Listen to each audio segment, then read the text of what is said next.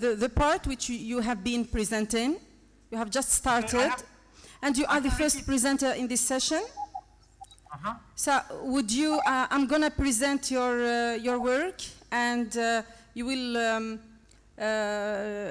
will give your presentation, right? Sure, sure, no worries. Okay, thank you.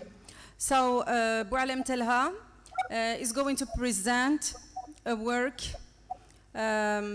communication entitled Developing an ESP course for Algerian healthcare providers addressing field-specific language proficiency. Mr. Telha, you have 10 minutes to present your work. The floor is yours. Thank you, thank you. First and foremost, I would like to extend my gratitude to the organizing committee for providing us with a platform where we can share our ideas and share the latest research and discuss and find solutions to the ESP problems the Algerian community is facing at present. My work is titled Developing an ESP course for Algerian healthcare providers addressing field-specific language proficiency. So first and foremost, we're going to tackle a brief introduction, then data collection methods, limitations and findings, syllabus, suggested syllabus for second-year pharmacy students, and we're going to conclude with the conclusion. As it's already stated, English is becoming the language of science and research, and bipartisan of medicine. This kind of imports has shifted the medical professionals to, and in a way forced the medical professionals to learn and master the language. And it's not only the medical professionals, but as well as the students studying medicine. Yeah. This kind of shift towards the implementation of English, let's say in university, but also in primary school, created some sort of a challenges, especially when developing and creating ESP programs. And if we're talking about the ESP curriculum design, I'm going to quote Graves, stating that it is the systematic planning, implementation, and evaluation of courses based on learners' needs, as well as implementing authentic materials so that to engage learners in the learning process. Review of literature, I want to highlight that our work is a continuation of a previous work, where in that work we have studied some previous study cases in Taiwan, in Turkey, France, in Indonesia, and also Algeria. And the findings of those studies were that students valued mostly speaking skill, followed by listening and then reading skill. Important for students was writing skill, and they only used it for note and report writing. When it comes to the curriculum, most of the studies recommend the implementation of general English years, and then at later stages of the research or academic studies, they would implement EMP. Of course, with integration of authentic materials, the case of journal articles, multimedia tools, and the use of technological integration, like interactive activities, the use of PowerPoint presentations, the use of videos, podcasts, and so on. The objectives and aim of our work. As stated before, the study is based on a prior research where we examined the pharmacy students' needs, preferences, attitudes, and expectations when studying English for medical purposes. This research, however, focuses on the views and perspective of ESP practitioners teaching English for medical purposes. The rationale behind involving the ESP instructors is we wanted to have more or less a holistic, comprehensive syllabus. And in order for us to have holistic, comprehensive syllabus, we needed another perspective, not only the perspective of our learners, but the perspective of the teachers and ESP practitioners as well. In order for us to have like this learning environment that's more engaging, and also to have this syllabus that would cater to different learners' needs. Methodology. So when it comes to the setting, we're talking about the University of Medicine, Talib Morad, the University of Jilali Liabat, where of course, which is the same case across multiple universities, where English, where students are studying medicine, they may be studied, of course, using the French as the medium of instruction. In those cases, English is taught as a cross-curricular subject, i.e. matière transversale. Can you hear me? Yes, yes, go on, please. Thank you. I hear you. Also, English is taught as a cross-curricular subject, i.e. matière transversale. And in those cases, let's say the faculty of Talib Murad, students study English only second year, pharmacy students. Dentistry students study English only first year, and students studying medicine would sit for a placement test. Those who score above B2 would not have to enroll any classes or study any classes in English, whereas those scoring below B2, they would undergo some workshops and training sessions until they reach the level See, that's better. B2. Major issue we found with this kind of setting is that instructors have considerable autonomy in determining their syllabi. So it depends on each individual instructor to decide what to teach for their learners, and such decentralized approach reflects in a way, in our opinion, a broader neglect by the decision makers and curriculum developers towards the structured English language instruction. I'm going to use our experience as reference. We approached the Department of Pharmacy.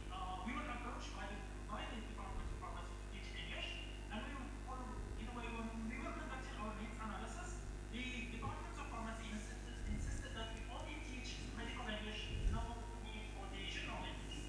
We started about medical English. After a few years, we noticed that students found difficulties integrating because students have different levels, and students studying English at the pharmacy department did not have to undergo any placement test. Therefore, we have students with, let's say, elementary level in English, students with F, or let's say the mediocre level of English, and students with advanced level of English. So, problem would always arise with students with low and average level of English mastery, where they could not keep up with the maturity. That's why we reverse engineered the syllabus, and we try to implement some grammatical aspects in the syllabus. Regarding data collection tools and methods, we review literature as well as classroom observation, coupled with questionnaires and semi-structured interviews. The questionnaire addressed mainly the students, as well as the instructors teaching ESP class. Challenges and limitations faced by the first problem, which is limited sample size. There were only 2 English teachers at university at the time, so we did not have different perspectives, and we did not, in a way, attach to see perspective of ESP or ESP teachers teaching at other universities. The only one at the faculty of Talib Murad University were 2, and those are, in a way, for us, it's a limited sample size. Another problem the scarcity of literature says that medical studies, or let's say studies on teaching English for medical purposes, are very limited, and it's even more so in Algeria, where studies we found on students studying biology, or also on students studying nursing, but not really students studying medicine or students studying pharmacy. Another problem, which is that we only included the perspective of teachers and students. We did not include the perspective of administrative staff and also the practitioners practicing pharmacy and medicine after they graduate. The last challenge or problem we had, which is limited integration of English in their medical training. As we saw, or as we noticed, the English is only taught 1 academic year. They don't have to study 2 or 3 years, and it's considered a cross-curricular subject, i.e. matière transversale. They don't have to put a lot of effort, especially when the subject is considered a cross-curricular subject. Major results of finding. So number 1 is that English students, or let's say students studying pharmacy, they consider all language skills important, as well as soft skills. We're not talking about only speaking, reading, writing, and listening, but also about integrating critical thinking, brainstorming, and problem solving. One of the major skills students wanted to learn were communicative proficiency, academic skills like writing a CV and writing also professional emails, and also the last point between they needed workplace readiness, so they wanted to practice interaction, consultation, and so on. Another major finding is that the EMP syllabus, because it's only 1 year, it needs to be very flexible. So it would address grammatical needs as well as medical needs of the students. We also noticed that we needed to enrich our curriculum with authentic material and activities that would, more or less interactive activities like role plays, debates, project presentation, and games. Another one, which is tasks and simulation clinical scenarios, where the students could use discussions or discussing symptoms, writing prescriptions, and they also wanted to focus on medical vocabulary, and they wanted also to learn or increase their cultural awareness. The last finding, which is, since we are talking about Generation Z, we needed to combine traditional methods with digital tools. So we're using the Blackboard, we're using YouTube videos, we're using podcasts, as well as other online resources. So one thing to keep in mind that the syllabus has to include technology or technology integration. So very briefly, the suggested syllabus. This syllabus is for one academic year, i.e. 24 weeks. The core objectives were to enhance core language skills, to develop soft skills, and to equip students for comprehensive medical literature as well as professional communication. This is more or less the syllabus we suggested, and it goes for, I think I will have to try my best and Okay, Mr. Yeah, carry on with your idea, please. Your time is over, yes. So please try to summarize. Yes, I will try to summarize very quickly. So regarding the recommendation, this is the suggested syllabus, by the way. It's something we suggested. Yeah. So it's integration between something that's very technical, using the medical English, as well as integration more or less here and there grammatical lessons. Regarding the recommendations, we recommend that the English curriculum extend more than just 1 year, because one academic year for medical English is not enough. The other recommendation is that educators need to embrace innovative teaching strategies like the use of technology and use, for example, of videos and podcasts. Policymakers should establish a comprehensive manual for ESP courses, outlining objective syllabi and teaching strategies. And the last point, which is professional developments for instructors. We would like instructors to undergo some workshops and training when it comes to teaching medical English. Very briefly regarding the conclusion, ENP in Algeria faces a lot of challenges, of course, but it's something that's very mandatory and very necessary for pharmacy students, especially if they want to achieve professional success. A tailored ENP curriculum based on needs analysis should enhance language proficiency and also should align with the professional skills required in the medical field. Last but not least, it's our belief that the course should always be flexible, and as educators, we always should be flexible in course design. And we always need to, this notion of continued exploration of students and instructors needs, something that should be very essential in order for us to improve the outcome and prepare, let's say, our students for the global medical landscape. I would like to thank you for your attention, and this should be it for me today. Thank you. Well, thank you very much, Boualem Telha, for this insightful presentation. A really interesting topic. You've tried to suggest a syllabus for medical or healthcare providers based on needs analysis conducted in the Department of Pharmacy. Thank you for the important recommendations you made at the end. Your study is going to be a contribution to medical studies, especially that you said that medical studies in Algeria are not enough. Okay, so thank you very much. I'll move to the second speaker, Manel Moulem. Are you with us, Manel? Yeah. Okay, so Manel, your presentation is entitled Investigating Lexical Bundles and Their Functional Rules in Academic English for Specific Purposes Discourse. You have 10 minutes to give your presentation. The floor is yours. Yeah, thank you very much. Do you hear me? Yes, I hear you. Yeah, thank you. So, good afternoon to Good afternoon. First of all, yeah. Yes.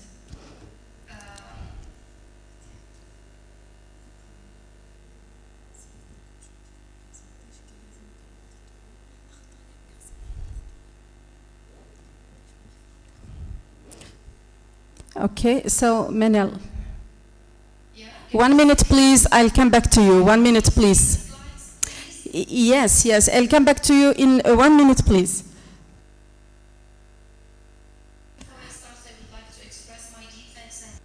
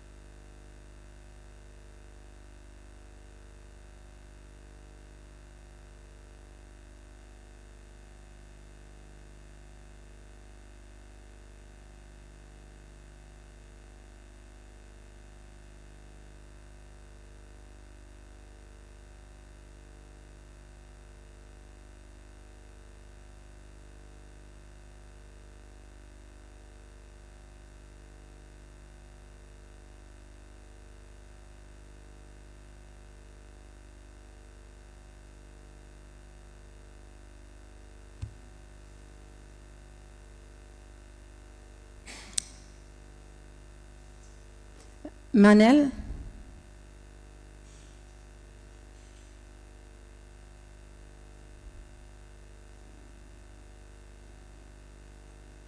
Manel, I don't hear you.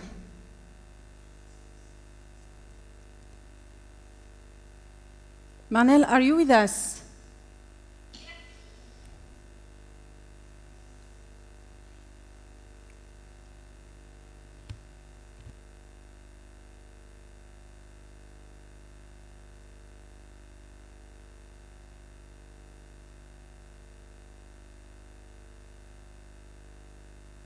Yes, Manel.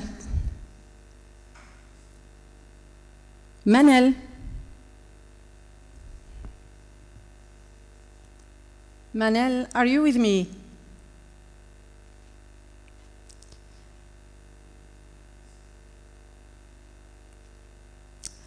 There's a technical problem, I think. Hope it's gonna be fixed rapidly.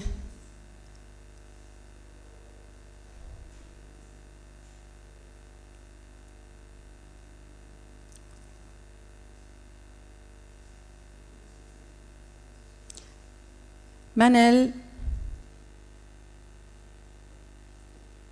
are you with me?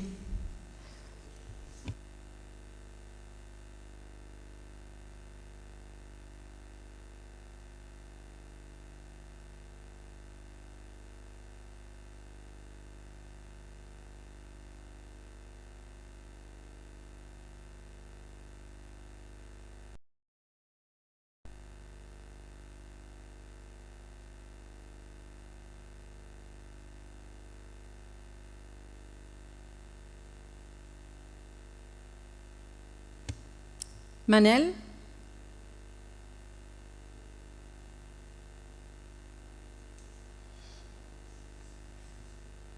بوعلم تلها.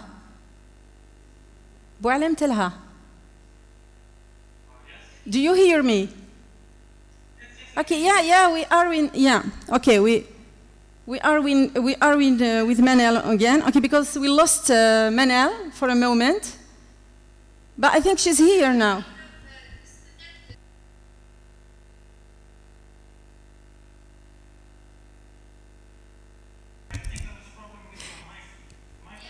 No, it was not a problem with my microphone, okay?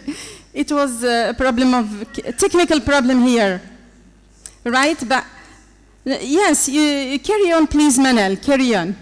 Yeah, can you see my screen now? No, not yet.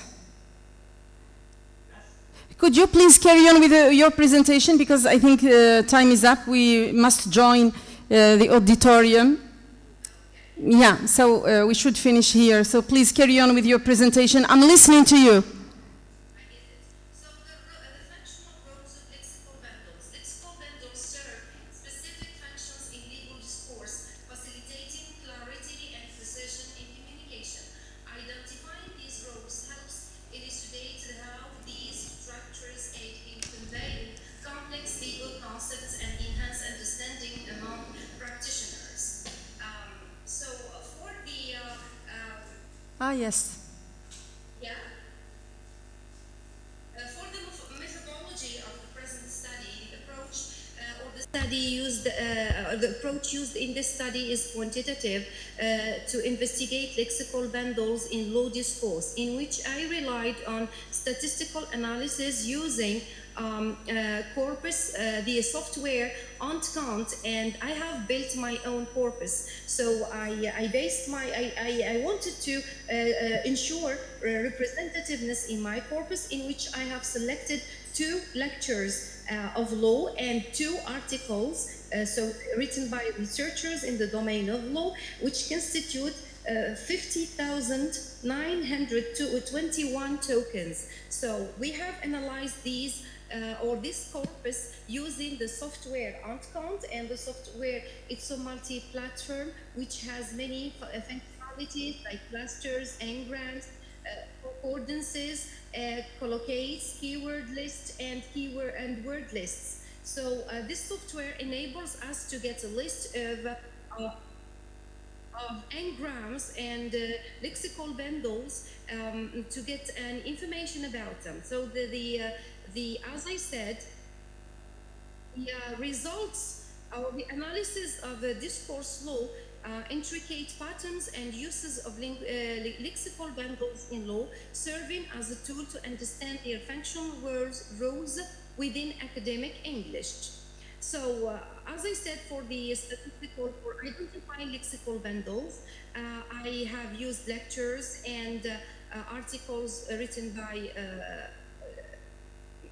by researchers, and then the findings led us to the investigation of lexical bundles in law discourse, highlight their relevance for English for specific purposes, and applied linguistics.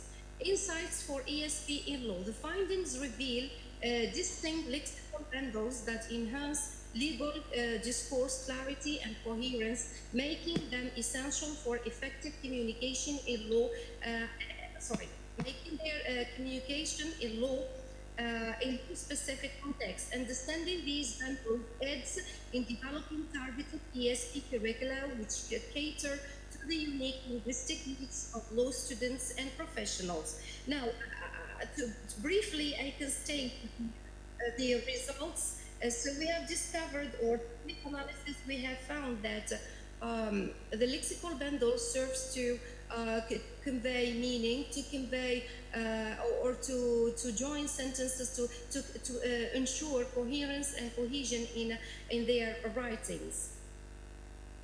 Contribution to applied linguistics. The study provides valuable insights into how lexical bundles function within specialized discourse, contributing to theories of language use in specific fields by linking lexical bundle patterns to functional roles. This research expands the understanding of applied linguistics in professional communication context.